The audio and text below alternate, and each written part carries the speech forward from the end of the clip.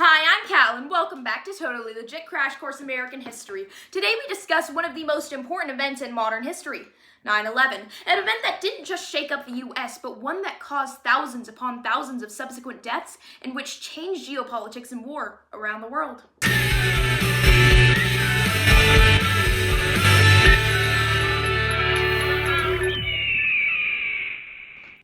Y2K, popcorn, teas, and tacky jewelry. The turn of the millennia was a time of peace, economic prosperity, and a relatively relaxed nation. That is, until September 11th, 2001. To understand 9/11, you have to understand that the buildings had already been bombed once before, and intelligence agencies had been tracking that over a decade. The mastermind of this previous bombing, an Islamic extremist named Ramzi Youssef, had placed a truck bomb in the parking garage of the North Tower and was later captured, but his uncle, Khalid Sheikh Mohammed, later went to Osama bin Laden with a new plan: to hijack fuel-heavy commercial planes to fly directly into the buildings. But what was the point? The 1991 Persian Gulf War had officially ended, but the US military never truly left Iraq and was in a state of constant low-grade warfare throughout the 1990s.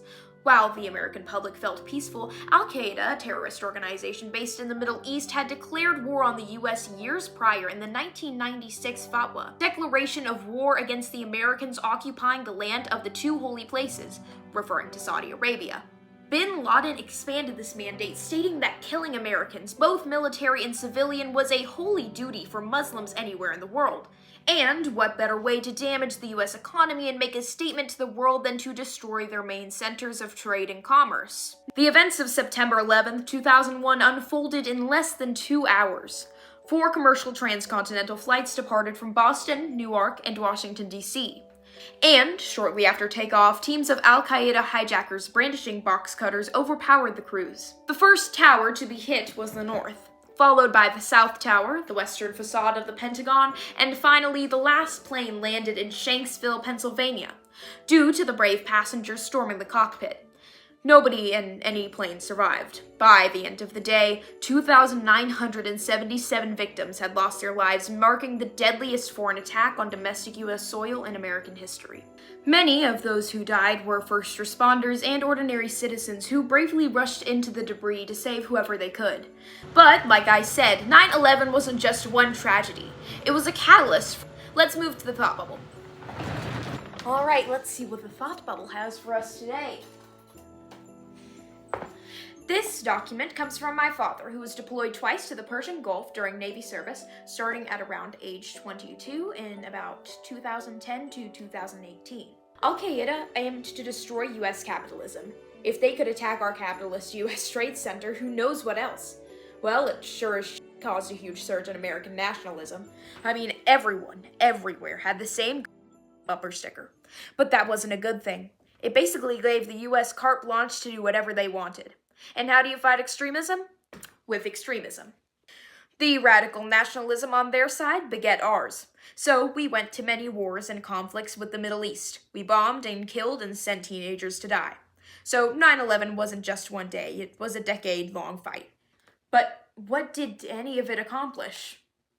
Honestly, nothing. They call places like Afghanistan the graveyard of empires for a reason. Nobody has ever been able to take control of them. In my father's words, to achieve world peace, you have to throw a bunch of teenagers and brown people into the freedom machine. It's just how America works, and there's nothing you can do about it.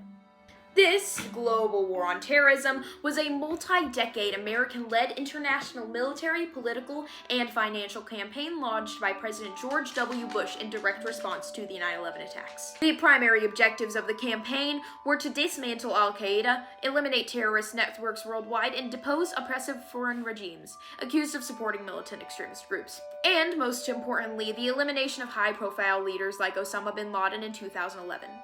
But it faced immense global criticism.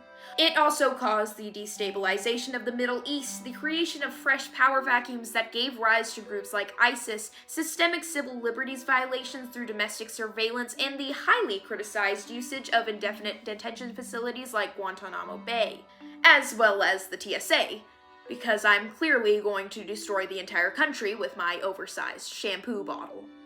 The 9/11 attacks fully dismantled the Cold War internationalist policy with a global security framework centered on counterterrorism, preemptive warfare, and not just fighting terrorism, fighting states who supported organizations that we don't like.